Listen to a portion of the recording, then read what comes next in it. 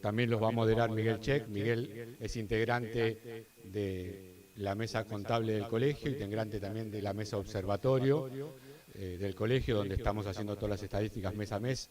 Así que los dejo en buenas manos. Podemos empezar, así nos empezamos a capacitar lo más rápido posible.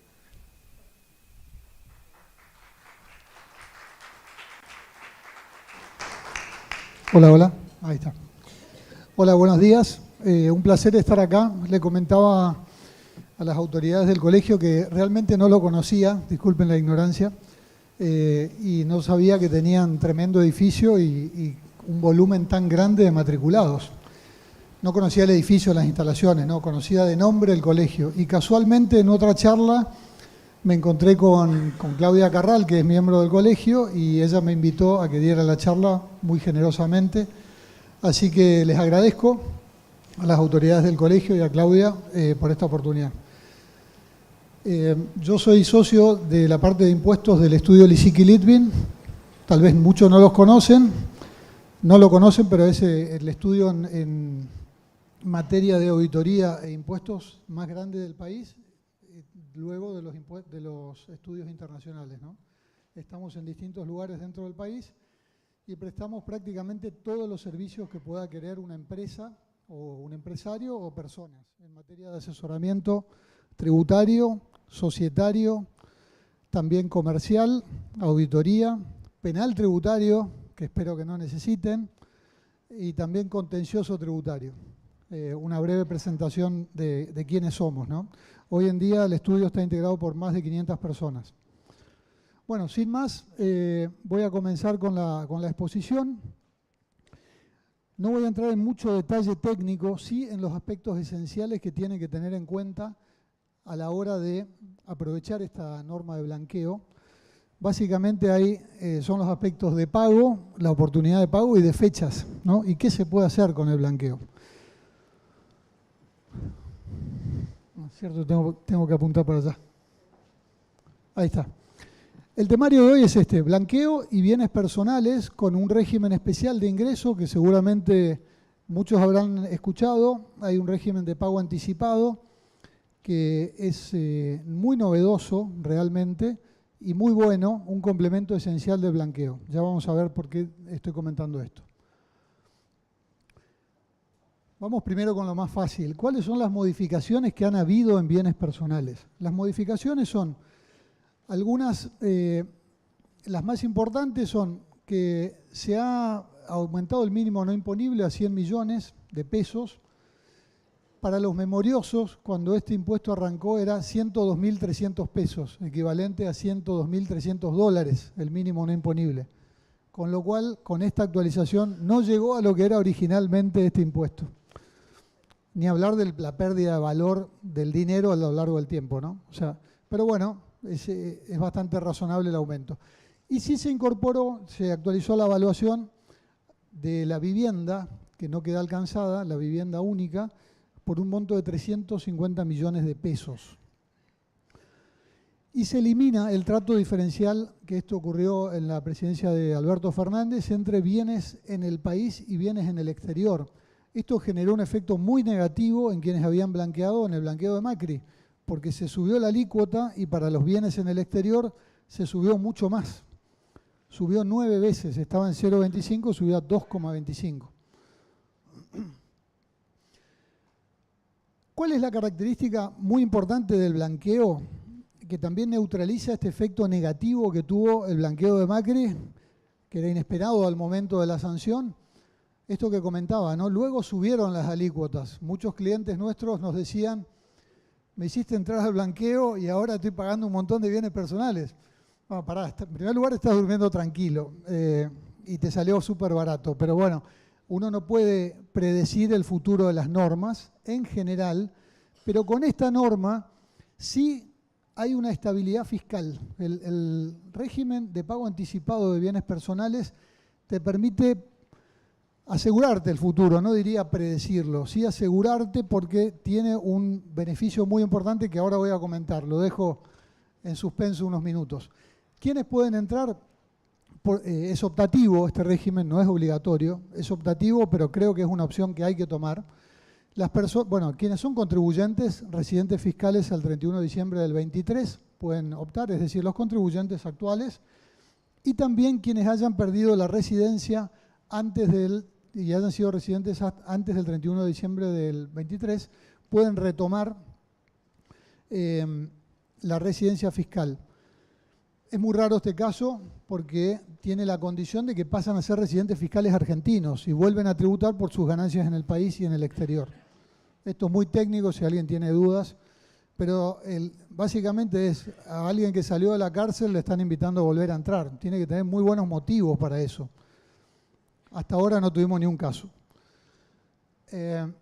Esto se vuelve, es un poco más de esto, ¿no? De quienes vuelven al país y adquieren la categoría de residentes fiscales, van a tener que tributar por sus ganancias del país y del exterior, por el principio de renta mundial, que rige en todo el mundo. Si uno es residente fiscal de un país, paga por lo que tiene las rentas del país y las del resto del mundo. Y los bienes personales también, en principio, entrarían en este régimen. ¿Cuáles son las ventajas de este régimen y cómo funciona? Bueno, en primer lugar, se paga, para los bienes que se vienen declarando, se paga 5 años, el 23, el 24, 25, 26 y 27. Se paga 5 años por adelantado. El que nunca escuchó cómo opera dice, pues ni loco pago 5 años por adelantado. Bueno, pues se paga con una alícuota muy baja, es 0,45 para quien hoy puede estar en el 1,5. 0,45% por 5 años, que da 2,25, les ahorro el cálculo.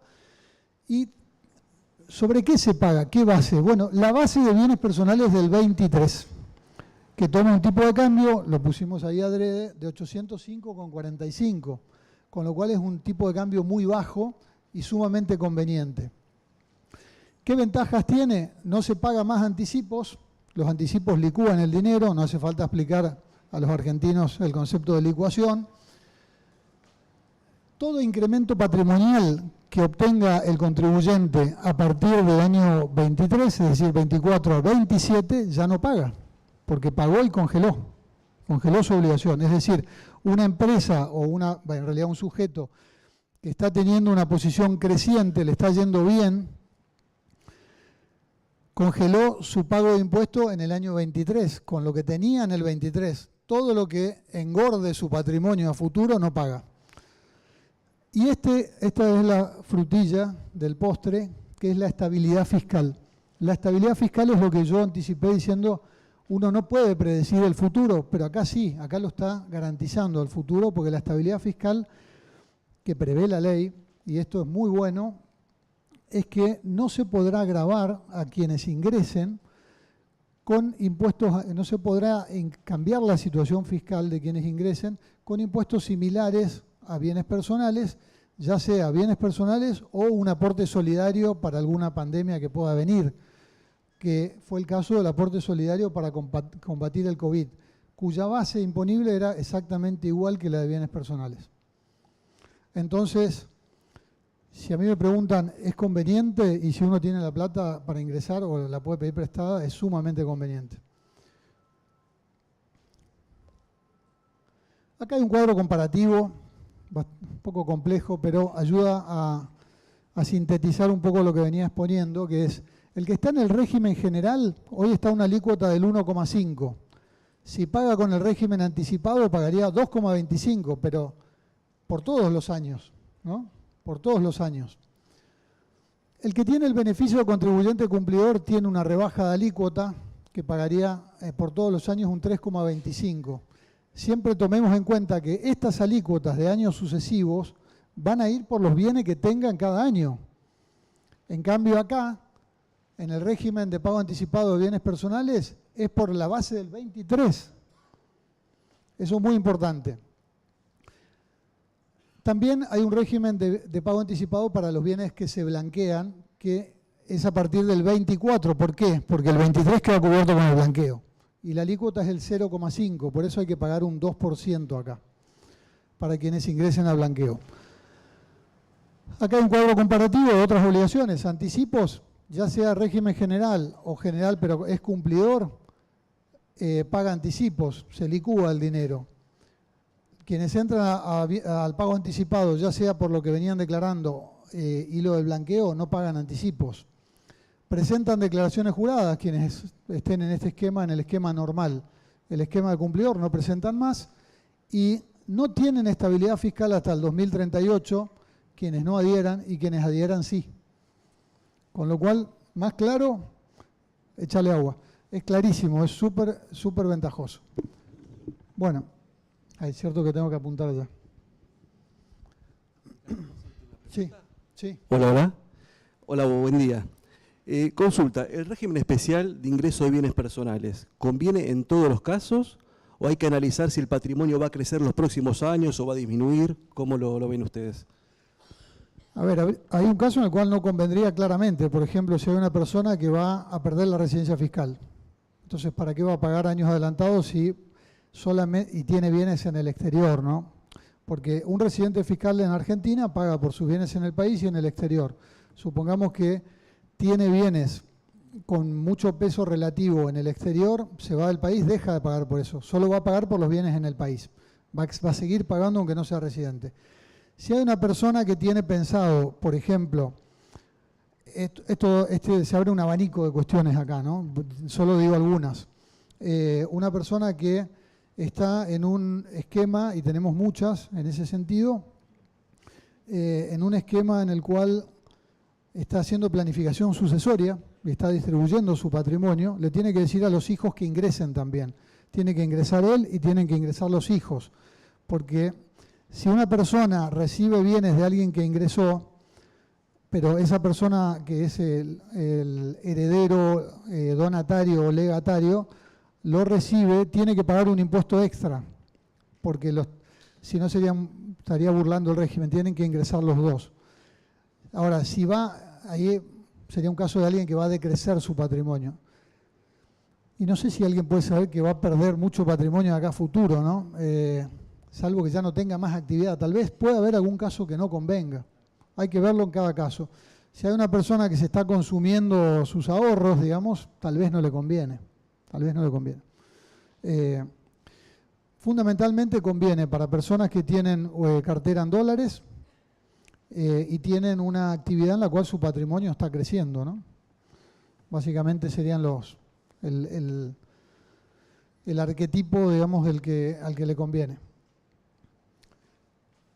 Bueno, voy a pasar al régimen de blanqueo, que es bastante extenso y seguramente les va a generar bastantes dudas. La idea es hacer una exposición y luego dejar un espacio para algunas preguntas al final. Las preguntas deberían ser bastante genéricas, no casos muy puntuales que hay que resolver acá, digamos, ¿no? Dudas conceptuales.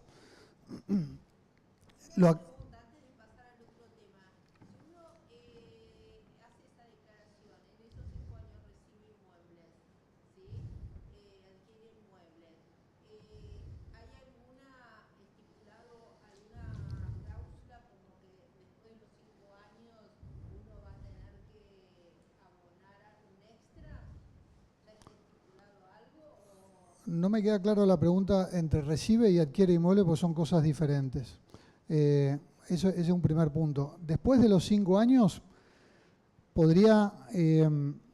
después de los 5 años que pagó por adelantado, va a tener estabilidad fiscal, con lo cual le regiría bienes personales con la alícuota que queda en el 0,25.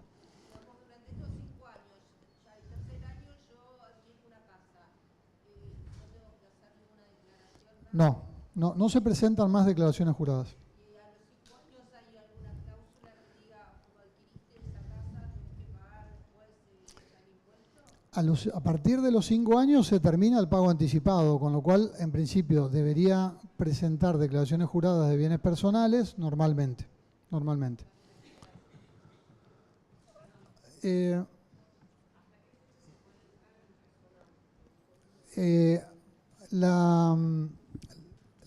Hay que manifestar la adhesión ahora en la fecha de vencimiento y pagar el 75%. Sí, hice pocos slides y me olvidaba ese detalle. Gracias por la pregunta. Hasta el vencimiento de bienes personales, que básicamente vencen a mediados de mes, hay que pagar el 75% y el 25% restante hay que pagarlo al 30 de septiembre.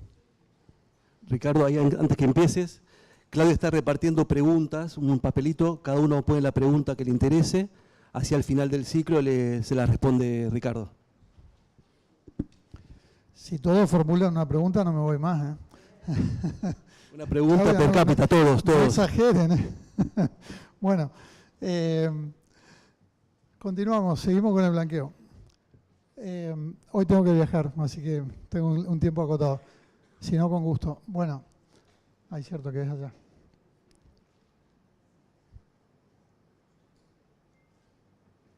¿Puede ser que se habrá quedado sin pila? No, anda. Ahí está. Un breve recordatorio para los memoriosos. En los últimos 15 años hubieron 5 regímenes amplios o tal vez no tan amplios como el de Massa, pero de blanqueo y moratoria. El promedio simple es que cada 3 años hay un blanqueo, aunque parezca mentira. Moraleja, el que paga en términos paga más. Pero bueno, ¿qué le va a hacer? ¿Quiénes están alcanzados por el blanqueo?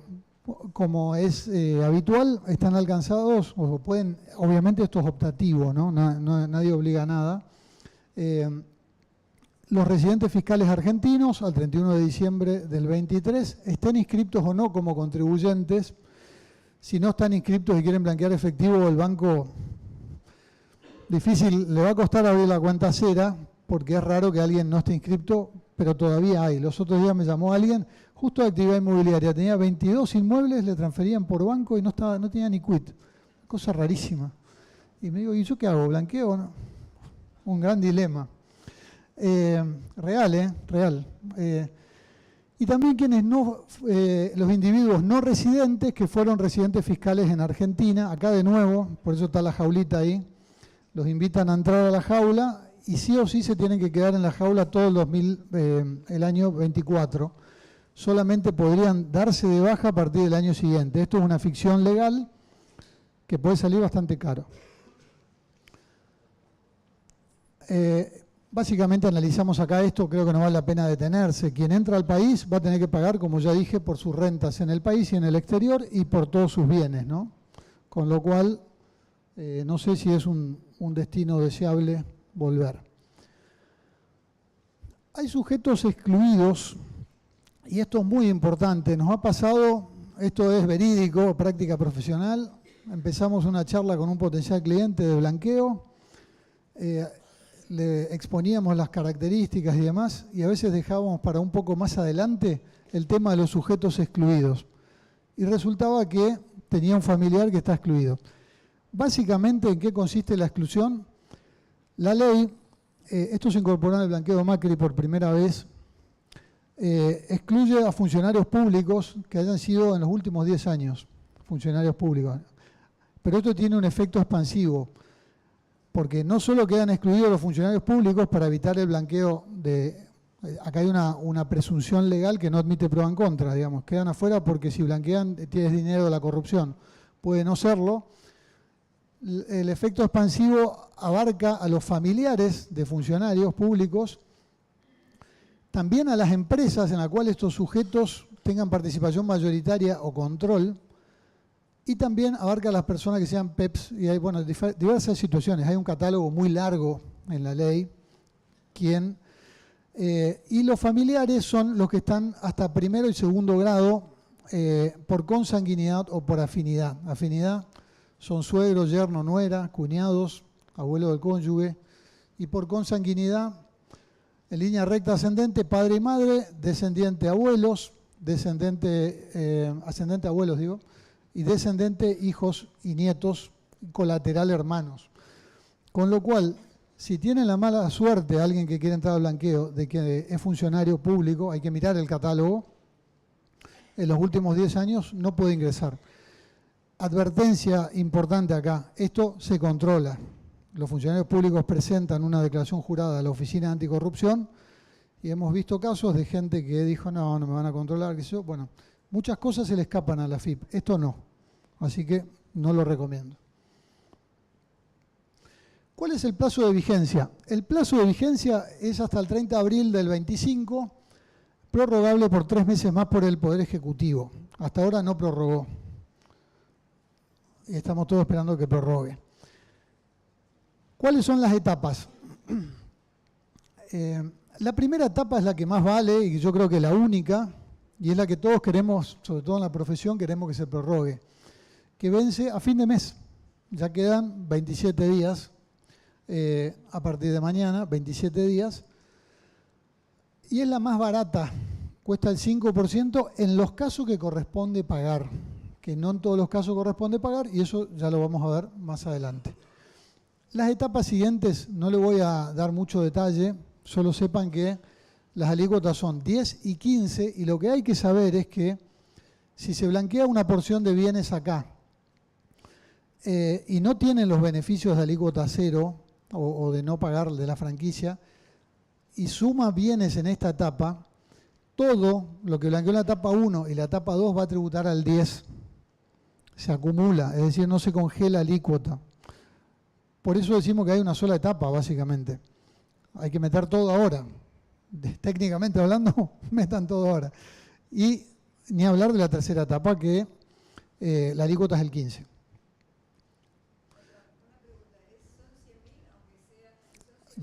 Ya voy a explicar los 100.000. Les pido que tengan paciencia y dejemos las preguntas para el final, porque si no, un poco pierdo la hilación, no soy tan capaz. No, realmente corta un poco y seguramente muchas de las dudas que tienen las voy a ir exponiendo. O sea, voy a hablar en detalle del tema de los 100.000, de los dos 100.000.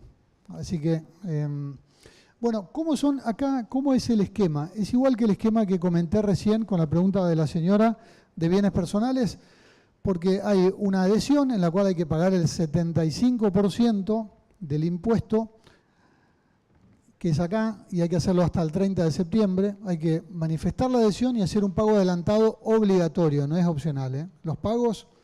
Con los pagos no se embroma, hay que ir y pagar, porque el no pagar sale caro. La diferencia no pagada se duplica. Te faltó pagar 5, bueno, tenés que pagar 10 de penalidad. Entonces, advertencia, no hay que especular con eso. Luego hay una fecha para presentar la declaración jurada y la documentación respaldatoria y pagar el saldo, el 25%. Si es que uno no pagó todo, podría pagar acá también. No hay, nadie lo va a retar por eso. Sí le va a costar si pagan menos. Si pagan todo, no pasa nada. Y ya se liberan. Hasta el 30 de noviembre, o sea, quedan 2 meses. En esta declaración jurada hay que identificar los bienes, hay que adjuntar la documentación respaldatoria y pagar. Acá vamos con la doble franquicia, lo de la señora, ¿viste? Vio que llegó rápido. Para los ansiosos, la ley prevé de dos franquicias o 2 beneficios, realmente es muy generosa. En realidad hay 3 beneficios porque después depende del destino de la inversión, uno puede evitar pagar. Pero vamos primero por los de 100.000. Para quienes blanqueen efectivo hasta $100.000, no pagan. Blanquean $100.001 y pagan sobre el total. ¿Sí? Porque es un mínimo exento, un mínimo por debajo del cual no se paga. Por encima de eso se paga, salvo que se tome uno de los destinos que voy a comentar más adelante. Para el resto de los bienes que no son efectivos, estos son 2 conjuntos. La verdad que tendría que ponerle unos conjuntos más gráficos que este rectángulo medio feo. La teoría de conjuntos a mí me resulta más clara. La uso mucho cuando trabajo.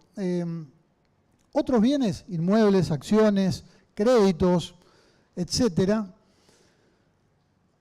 joyas, oro, tengo muchos casos de blanqueo de oro. Lo que hay se llama franquicia en la ley, que es de $100.000 también, es el mismo monto, pero opera de manera diferente. ¿Por qué?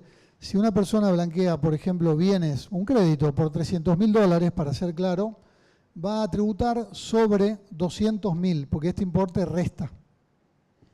En cash no resta, en otros bienes resta. Entonces, en cash, si uno no va a destinar el dinero a las inversiones que voy a explicar más adelante, sepan que van a tener que pagar el 5% sobre el total cuando exceda de 100.000.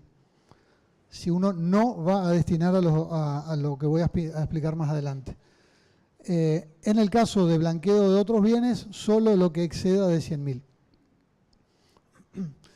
Acá tenemos un ejemplo, un blanqueo de $90.000 en efectivo depositados en la cuenta cera, que son las cuentas especiales, habrán escuchado hablar, y un inmueble por 80.000. Bueno, este sujeto no va a pagar.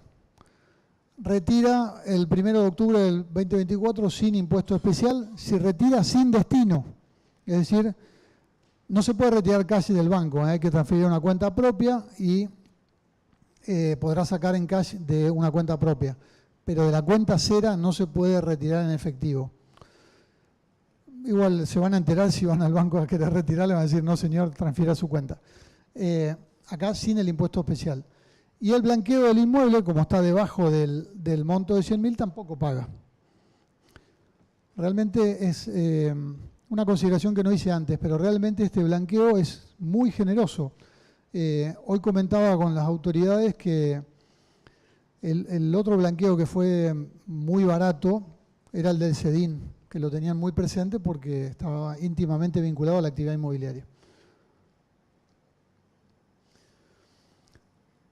Con este tema hubo bastante polémica. La franquicia de $100.000 para el dinero en efectivo, para evitar que familiares que no tienen ingresos blanqueen todos hasta $100.000, la ley establece una limitación que dice que tendrán que compartir la franquicia. Luego se aclaró que eran los familiares a cargo y la semana pasada, el viernes, si mal no recuerdo, porque fueron saliendo en dosis homeopáticas las aclaraciones, se aclaró que familiar a cargo es básicamente quien no tiene ingresos por encima del mínimo no imponible, o sea, los que uno deduce como carga de familia, básicamente. Si no, no se comparte, porque había muchas dudas respecto de esto y realmente es difícil. A veces, lo que decíamos, entre hermanos ni se habla, ¿no? Uno no le quiere contar a otro si blanquea o no. ¿Qué le importa mis impuestos a mi hermano? En fin, se aclaró. ¿Cuáles son los bienes alcanzados? Los bienes en Argentina y en el exterior. Se puede blanquear todo tipo de bienes. Acá mencionamos solo un caso. ¿Cuándo hay las reglas son las mismas que las de bienes personales. ¿Cuándo se considera que un bien está situado en el exterior? Por ejemplo, en el caso de créditos, si el deudor está situado en el exterior y no es residente fiscal argentino, ¿no? Hay algunos bienes excluidos.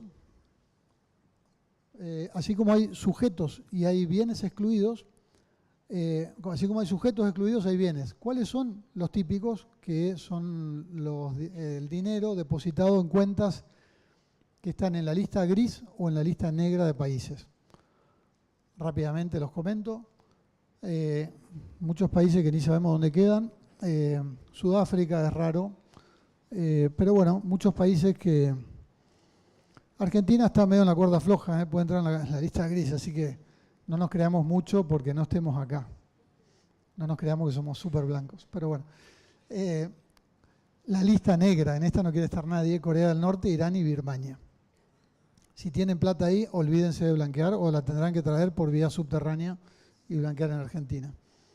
Saben a lo que me refiero, no línea A, línea B, otro subte. Bueno, ¿cómo opera el blanqueo? Todos los blanqueos tienen una fecha límite. Acá la fecha límite es 31 de diciembre del 23. Ahí uno toma la foto del patrimonio, dice qué es lo que no declaré y es lo que debería ingresar al blanqueo.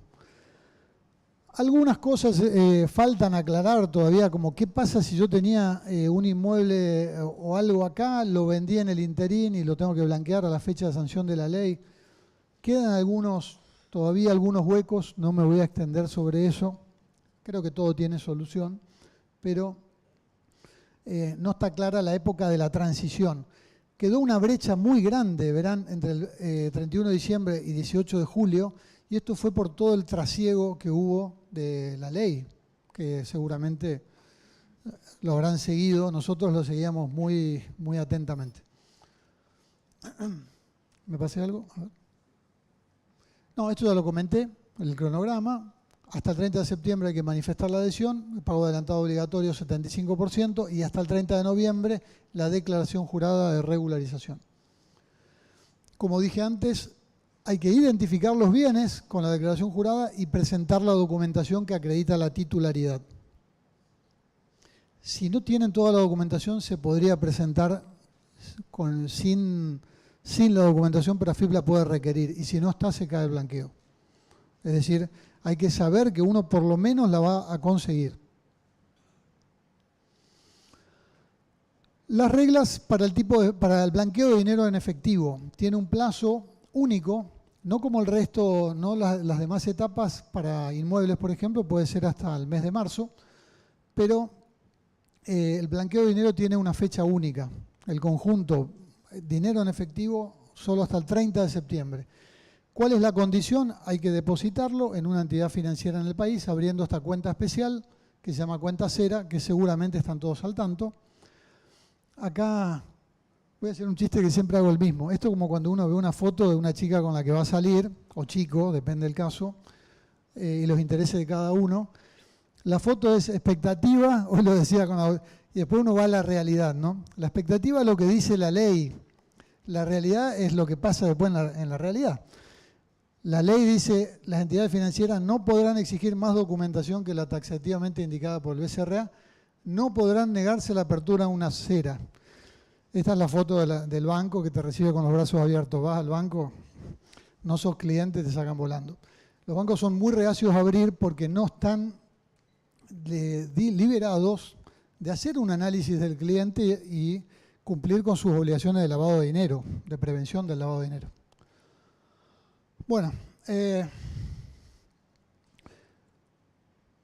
las reglas especiales según tipo de activo.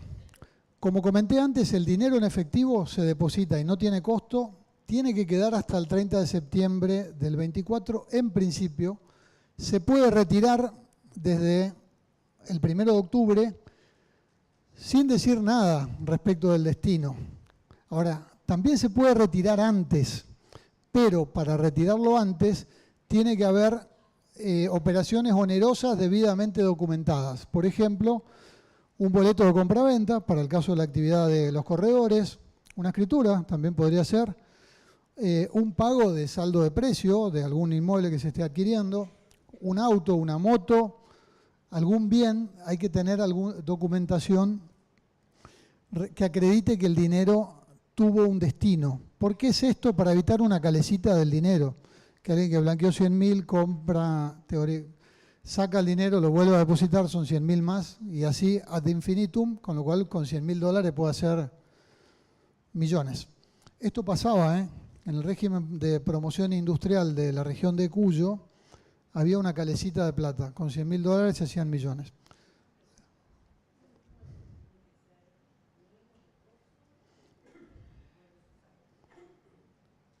Vamos a ir más adelante a eso. ¿Sí? Puede ser, la señora me pregunta, le respondo ahora. La señora pregunta si el inmueble tiene que ser nuevo o no. Hasta los $100.000 para retirar el dinero puede ser un inmueble usado y no va a pagar. Si es más de $100.000, supongamos 200.000, no lo puede retirar lo puede retirar a partir del 1 de octubre. No va a tener que acreditar a qué lo destinó si es un inmueble usado, pero va a pagar el 5% vía retención del banco. Si es un inmueble nuevo, acá me estoy adelantando, por eso digo que esperemos a las preguntas, pero ya que está la completo. Si es un inmueble nuevo, en realidad un inmueble en construcción que está a menos del 50%, lo puede retirar si está el desarrollador inscrito en el REPI, que lo conocerán del régimen de masa, se llama igual, y lo retira sin costo, cero. Es el caso de costo cero, uno de los casos.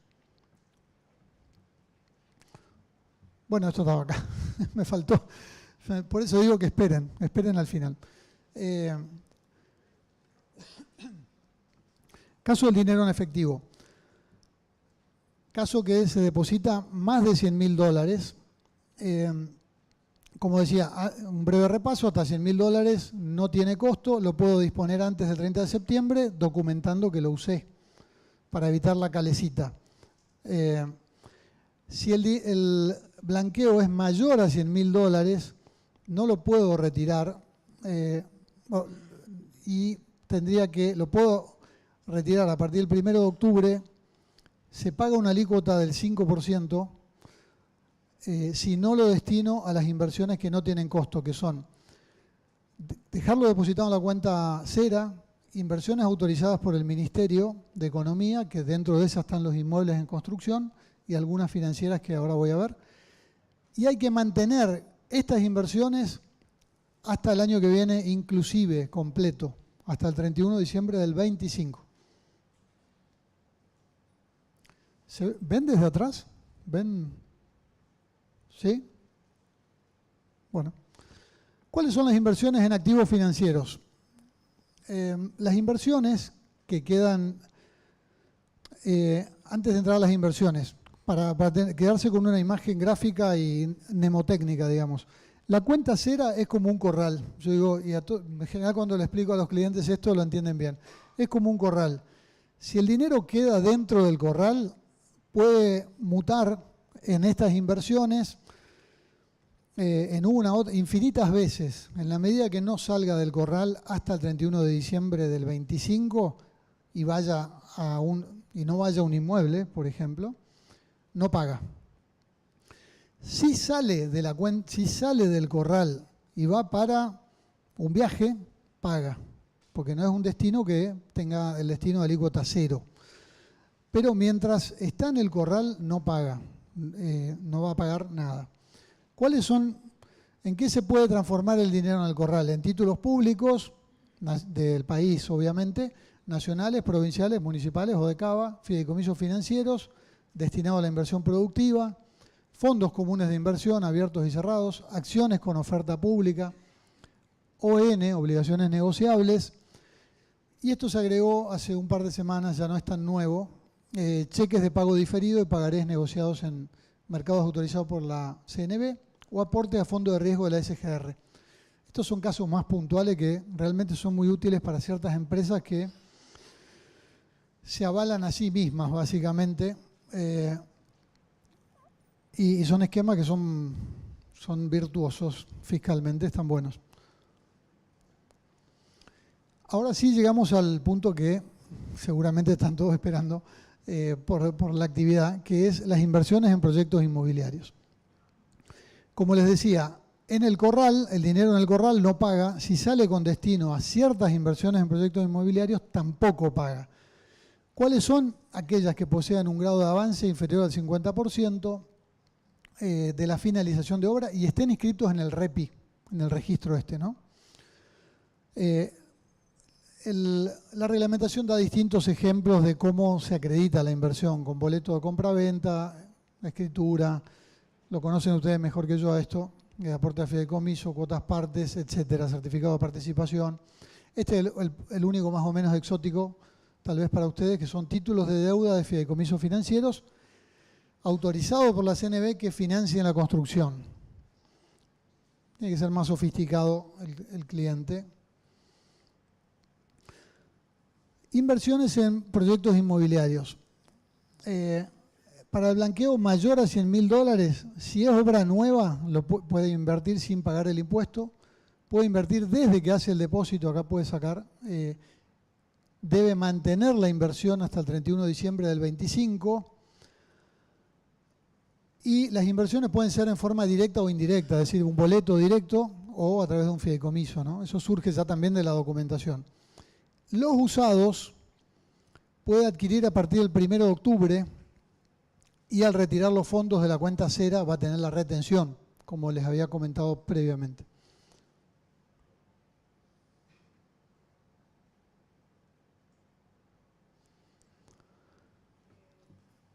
Algunas reglas según tipo de activo. Para el caso, esta ley tiene, para que recordemos el espíritu, porque uno con eso se acuerda también de un poco de las pautas, la ley lo que prevé es reactivar la economía, básicamente, por un lado, y también que entren dólares al país. Esto entra dentro de las dos, ¿no? De reactivar y que entren dólares al país. Porque si hubiera dinero en efectivo en el exterior, se puede depositar en una entidad bancaria, sería medio raro, en el exterior la gente no maneja efectivo, pero bueno, lo puede transferir voluntariamente a una cuenta cera o a una cuenta comitente especial, que es una cera pero en una LIC, hasta el 30 de septiembre y no va a pagar. No es obligatorio. El dinero o inversiones también en títulos se pueden liquidar y transferir una parte o todo y no se va a pagar en la medida que se destine a los destinos que antes comenté. Pero no es obligatorio. El que no quiere traer el dinero no lo tiene que hacer. Es decir, esto no solo va para dinero en efectivo. Si hubiera títulos también, o títulos públicos, acciones en el exterior, se pueden vender y transferir el dinero a una cuenta cera.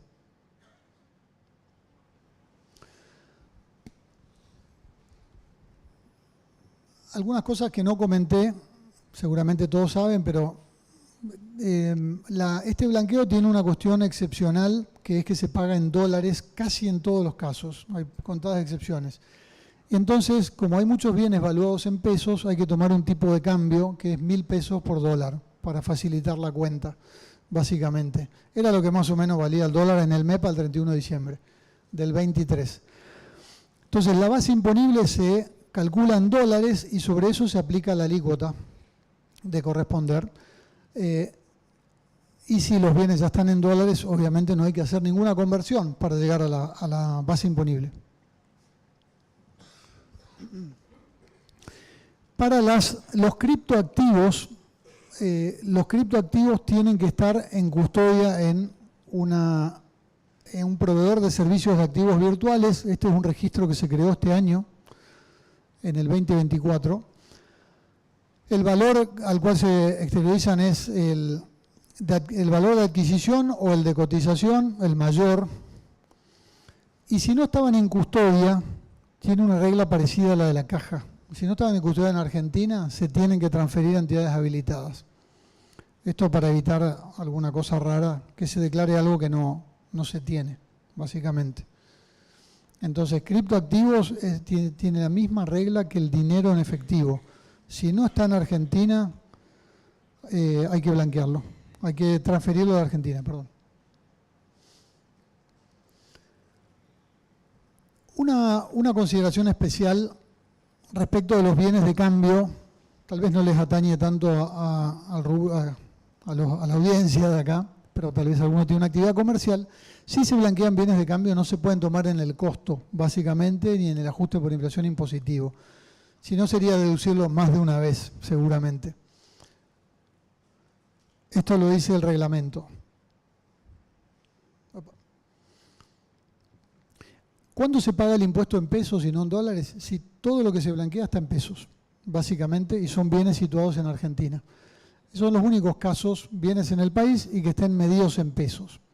Puede ser inmuebles en Argentina, un caso que les puede tocar, también acciones, cuotas partes o títulos valores. Hay casos en los cuales se puede pagar en pesos para el que no se quiera desprender de los dólares y le va a salir un poco más barato. A diferencia del blanqueo de Macri, por ejemplo, que era muy flexible en esto y realmente era muy práctico, no se pueden blanquear bienes registrados a nombre de terceros ni cuentas o inmuebles a nombre de sociedades. Recordarán que sociedades en el país podían blanquear el inmueble, si tenían un inmueble de las sociedades o varios, los accionistas. Permitió sacar muchísimos inmuebles de sociedades y también las del exterior se sacaron. Muchos lo hacían para no tributar el día que lo vendan, que era una estrategia fiscal muy buena, y en el caso de bienes en el exterior, la alícuota era menor, porque era 10%, y si se blanqueaban inmuebles era el 5%. Ahora nada de eso está permitido. Los bienes que se exterioricen tienen que estar a nombre de quien los exteriorice. Ahí. Los beneficios son los habituales, esto es muy técnico. Básicamente queda liberado toda consecuencia negativa en lo fiscal del 31 de diciembre 23 para atrás, también en lo cambiario y también en lo aduanero. También se libera a quienes sean básicamente los administradores de una sociedad, directores, fiduciarios, etcétera, representantes legales, gerentes, síndicos. Libera de los impuestos que se hubieran omitido ingresar. Este es el catálogo de impuestos nacionales, impuestos a las ganancias, salida no documentada, mínima presunta, internos, IVA, bienes personales, aporte solidario. El aporte solidario aparece acá. Eso es importante. Todo por los ejercicios anteriores al 31 de diciembre del 23, que es la fecha del blanqueo.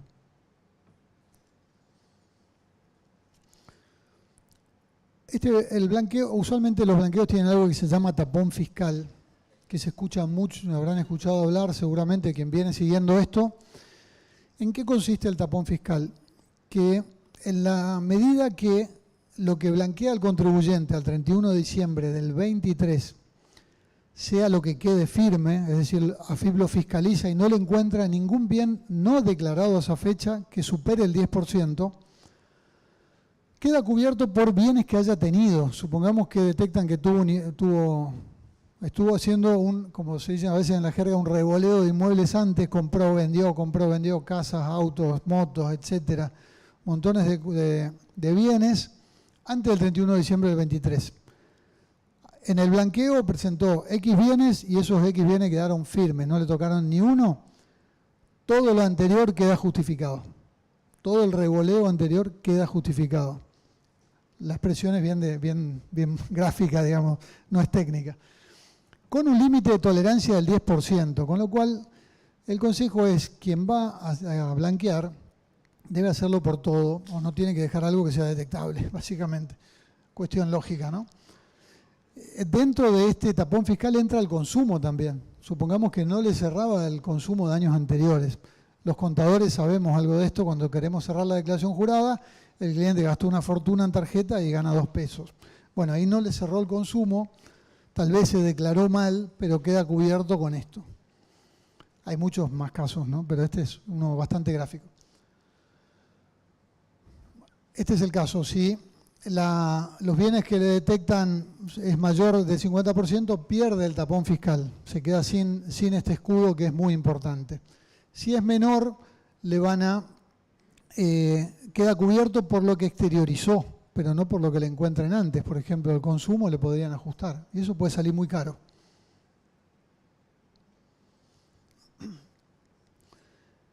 Acá usando terminología de la época del COVID, tal vez algunos se acuerdan, parece que pasaron 1000 años y pasaron un par de años, ¿no? La inmunidad de grupo. ¿En qué consiste? Si blanquean acá tenemos el accionista o socio, ingresa al blanqueo, pero también tiene empresas, los accionistas ingresan al blanqueo, no ingresa a la empresa, el efecto del blanqueo se extiende a la empresa, es decir, que si a la empresa le encontraran ventas no declaradas en el pasado, quedaría cubierto.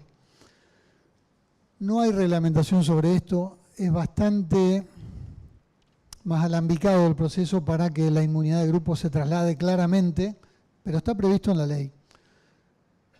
Esto hay que analizar caso por caso, dónde conviene, dónde me quiero cubrir, dónde estoy expuesto, si blanqueo en la empresa o en el sujeto. Pero bueno, sepan que es como que se traslada la inmunidad a la empresa o viceversa, blanquea la empresa, traslada el beneficio al accionista. Bueno, ¿tendrá éxito el nuevo blanqueo? Veremos, falta poco para saberlo. Una cuestión importante es que quien entra al blanqueo no puede entrar más hasta el 2038.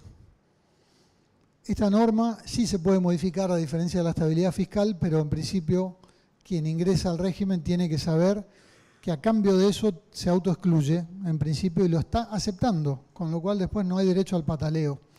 Tiene que saber esto, ¿no? Hasta diciembre del 2038, salvo que una ley derogue este artículo y lo modifique, puede ocurrir, no podría entrar. Una brevísima mención de intercambio de información con Estados Unidos. Y ya estamos casi en hora. El intercambio de información con Estados Unidos que empezó a regir información financiera automática de cuentas bancarias, empezó a regir el año pasado. ¿Cuándo va a llegar la información a la Argentina? Ahora, en septiembre. Está llegando del año pasado. Aunque parezca mentira, mucha gente no leyó los diarios y no se dio cuenta que podía quedar en la red del intercambio. ¿En qué casos queda si tiene una cuenta a su nombre, Juan Pérez, y esa cuenta tiene renta de fuente americana en un año por más de $10, que es nada, básicamente? Ese va a ser reportado, con lo cual, si entre los presentes o familiares al primero o segundo grado de consanguinidad o amigos al enemigo, podrían avisarle. ¿Saben que tiene esta situación? Le van a reportar, con lo cual es un gran candidato al blanqueo para evitar que le cueste más caro que lo que tiene depositado en la cuenta. No me voy a extender sobre todos los esquemas de intercambio, esto es más técnico, es más para colegas contadores, pero lo que hay que saber hoy es eso.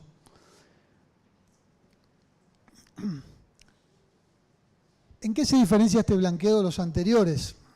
Y con esto cerramos y tenemos 10 minutos para preguntas. Primero, en el costo. Es sumamente generoso este blanqueo, como habrán visto. Hay opciones de regularizar sin límite. Sin límite se puede regularizar a tasa cero. Es sumamente generoso y tiene el complemento indispensable de la estabilidad fiscal con el pago anticipado de bienes personales. Entonces, con eso deja blindada su situación. Es muy importante. Y para quienes estén un poco por debajo de montos que superen 100.000, tienen una doble franquicia de $100.000 sin pago de impuestos, con lo cual permite regularizar una situación patrimonial, en muchos casos, de un monto no tan elevado a tasa cero. Con lo cual, nosotros consideramos que realmente este esquema, miren que nos dedicamos a esto hace un montón de tiempo, realmente es un golazo el tema del pago anticipado de bienes personales y la manera en que se promueve la reactivación de la economía. Ojalá que funcione, todos vivimos acá, estamos en este barco, ojalá que funcione. Está muy bueno ese esquema. Muchísimas gracias, con esto concluyo.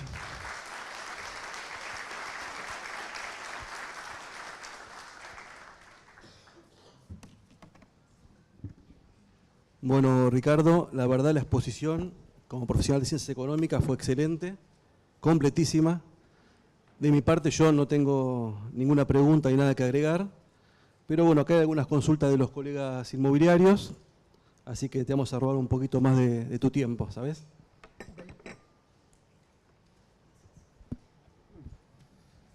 Bueno, trato de entender un poco la letra.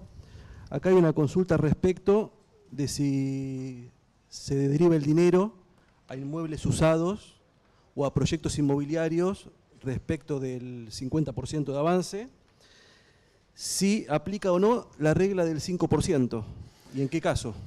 Inmuebles usados, lo comenté en la charla, tal vez alguien ansioso o que se distrajo. En realidad, para inmuebles usados, en la medida que superen los 100.000, tiene que pagar, va a tener la retención del banco del 5%. Si el blanqueo de efectivo fue menor a $100.000, no paga. Para inmuebles en construcción, para no pagar, tienen que estar inscritos en el REPI.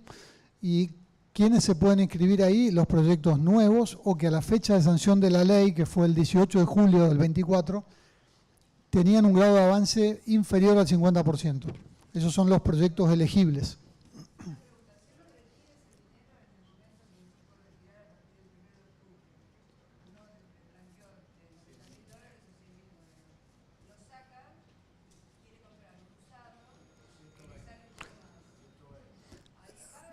No, no paga. Es buena la pregunta. Me pregunta si una persona blanqueó 90.000, ¿tiene que pagar? No, en ningún caso. Si después con esos 90.000 compra un bien que cuesta más de 100.000, pero tiene dinero blanco de otro lado, y obviamente no paga. No le hace pagar el precio final del bien que adquiere. Lo que hace pagar o no es lo que uno blanquea, no lo que uno compra con otro dinero agregado, digamos, ¿no? Bueno. Excelente. Bueno, acá justo hay una pregunta que tiene que ver con eso. En el caso, tomamos el caso de ejemplo de un inmueble de $120.000 que blanqueara 100.000, pero los 20.000 fueran también a blanquear. Bueno. En ese caso, ¿por cuánto paga? ¿Por 100.000 o 120.000? Me extraña la pregunta. No, ya está respondida. No tiene que pagar. O sea, hasta 100.000 no blanquea. Bueno, acá una dice, el impuesto a los bienes personales tiende a desaparecer en este gobierno. Es correcto, la alícuota fue un poco rápido en el resumen, pero la alícuota va decreciendo y en el 27, en el año 27 queda en el 0,25%. Vaticinar qué va a pasar en el 2027, ni Dios lo sabe, así que bueno, tiende a desaparecer, parece que sí. ¿El pago de la alícuota tiene que ser con dinero en blanco? El pago de la alícuota se puede hacer con, bueno, sí, obviamente tiene que tener justificado el dinero, puede ser también con dinero depositado en la cuenta Cera, eso no mencioné, porque no vamos por ahí a tanto detalle, pero la verdad que es importante. El dinero que se deposita en la cuenta Cera se puede utilizar para el pago del impuesto especial. Sí, pueden ser en dólares y puede ser en pesos, porque el blanqueo puede ser en dólares o puede ser en pesos. No hay otra alternativa de moneda en Argentina. Y acá preguntan respecto de la pregunta anterior, ¿qué documentación sería respaldatoria? Por ejemplo, alguien blanqueó con Macri, dinero, puede aplicarlo porque ya blanqueó con Macri. El dinero en efectivo no requiere... A ver, no entendí la pregunta. No, acá preguntaban, respecto de la pregunta anterior, ¿no? Si la alícuota tiene que ser con dinero en blanco y cuál es la documentación respaldatoria de ese dinero en blanco. Aclara Macri, no sé. Su declaración jurada. Eso su contador le va a decir, ¿te alcanza el blanco o no? Si no tiene blanco, deposite en la cuenta especial y pague con eso el impuesto. Mi consejo. Bueno, acá hablan de cuál sería la tasación de un inmueble a incorporar al blanqueo. ¿La qué? ¿Cómo se tasaría el inmueble? La tasación es básicamente 4 veces el valor de impuesto inmobiliario. Si supera el valor de mercado hay que pagar y después reclamar que le devuelvan. Bueno, tenga paciencia. AFIP cobra rápido, devuelve lento, pero básicamente es eso. O sea, sería el valor fiscal homogéneo por 4, la clásica de bienes personales anterior. Sí, la clásica. Y o el valor de compra más alto, o de ¿no? compra el más alto, exacto. Muy bien. Respecto de impuestos provinciales, sabemos que algunas jurisdicciones, la mayoría, no se adhirieron al blanqueo. Solamente hay 2. ¿Qué pasaría con el impuesto de la cuenta Cera, etcétera? Bueno, ese es un tema polémico, está en permanente ebullición en estos días. Hay pocas jurisdicciones que han adherido y muchas están queriendo cobrarlo en contra de una disposición del central. Incluso acá se superponen facultades, pero muchas provincias lo quieren cobrar y le quedará como pago cuenta de bienes personales y de ingresos brutos, que es el impuesto que retienen, como pago de impuesto especial. Esto ya pasó en el blanqueo de Macri. Acá hay que ver dónde uno va a través de qué sujeto va a blanquear, si tiene empresas o el sujeto. Por el caso de inmunidad de grupo, puede que una persona no quede sujeta a retención y la empresa sí, porque la empresa está inscrita en ingresos brutos y la persona no. Acá se abre un abanico muy largo de situaciones. Como síntesis, probablemente no haya escapatoria y haya que pagar esto como un costo extra del blanqueo. Hay que ver en cada jurisdicción.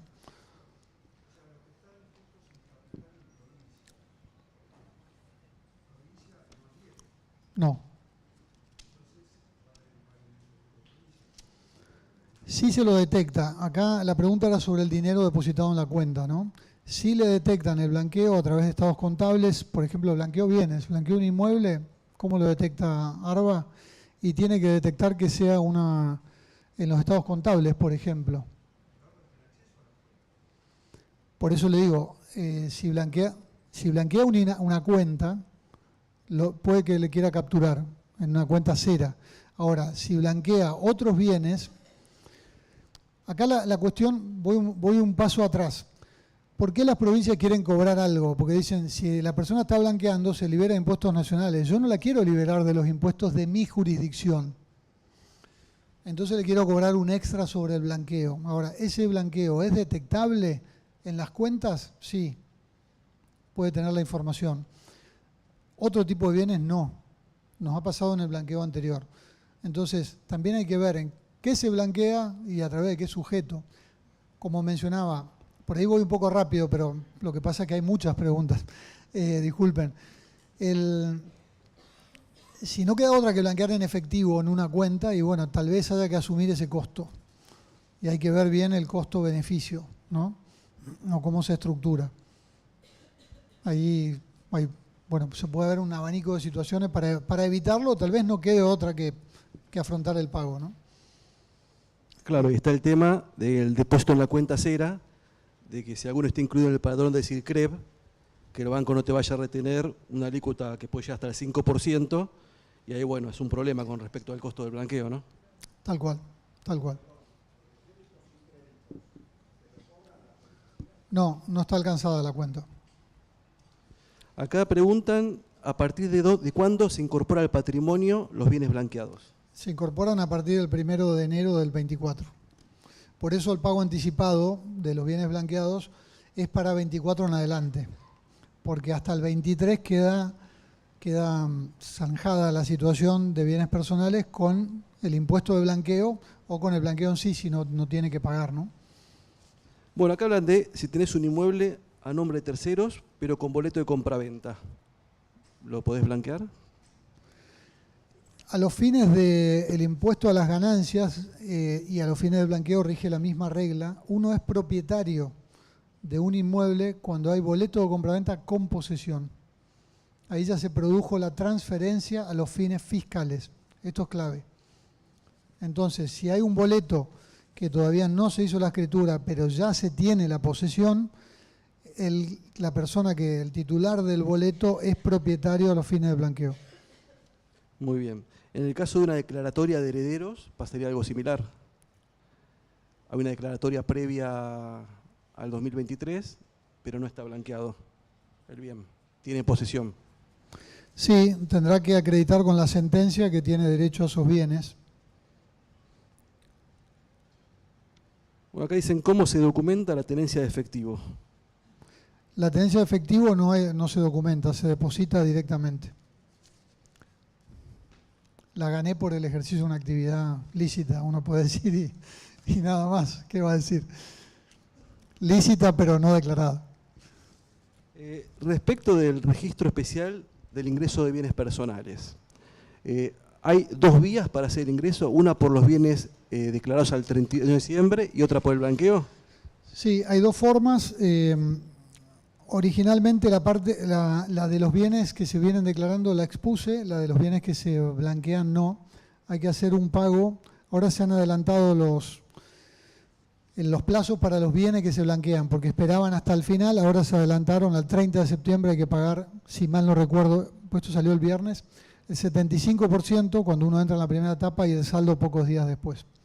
Pero vence en muy breve plazo para quienes ingresan en este periodo.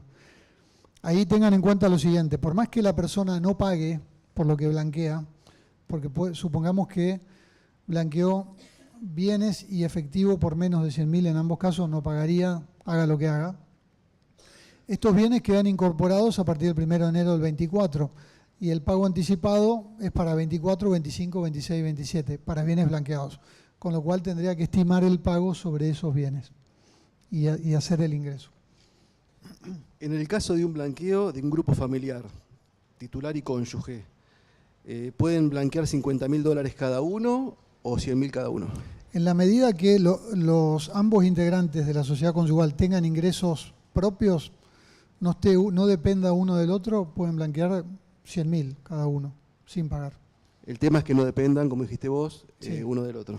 Si uno es ama o amo de casa y no tiene ingresos, deberán compartir la franquicia. Bueno, después las demás preguntas por lo general se repiten o no entiendo la letra, así que al que no leí le pido 1.000.000 de disculpas. Bueno, muchas gracias Ricardo, excelente la presentación. Bueno, gracias. Gracias a todos por venir, buen día.